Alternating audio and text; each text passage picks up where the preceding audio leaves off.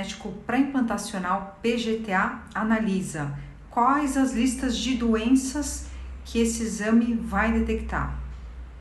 Bom, fica até o final desse vídeo para você entender comigo o que o PGTA analisa e quais as doenças que a gente consegue detectar. Bom, sou Tassiana, sou bióloga, tenho um mestrado em aconselhamento genético e uma experiência em reprodução humana, mais especificamente em aconselhamento genético, e hoje eu vou comentar com vocês a respeito do teste genético pré-implantacional para aneuploidias. Esse teste, geralmente, ele é confundido com a biópsia. A gente escuta os pacientes falando, vou fazer a biópsia, tá tudo certo. Vamos lá. Fazer a biópsia, geralmente é indicativo, sim, de fazer o teste genético. A gente precisa da biópsia do embrião para estudar certas alterações genéticas.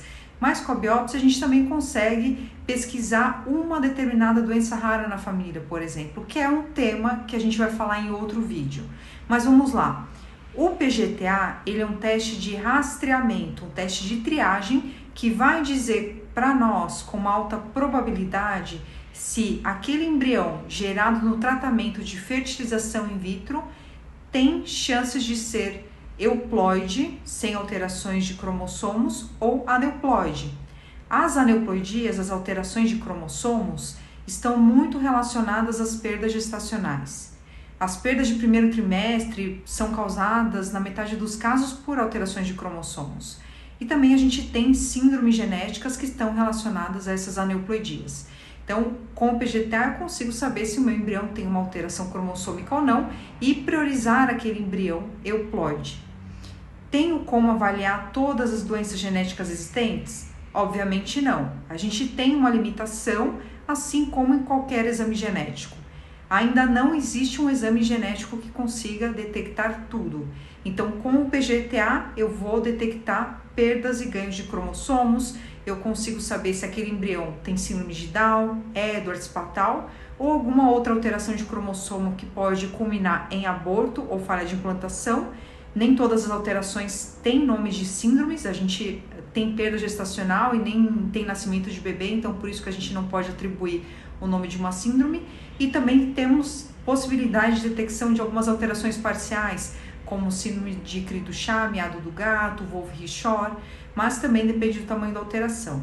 Então é um teste muito interessante para determinado tipo de pacientes, geralmente pacientes com uma idade ovular avançada, que tem uma propensão aumentada à formação de embriões com alterações. Também é interessante para casos de fator masculino ou se o casal já teve perda gestacional recorrente. A gente pode, com o PGTA, tentar evitar abortos.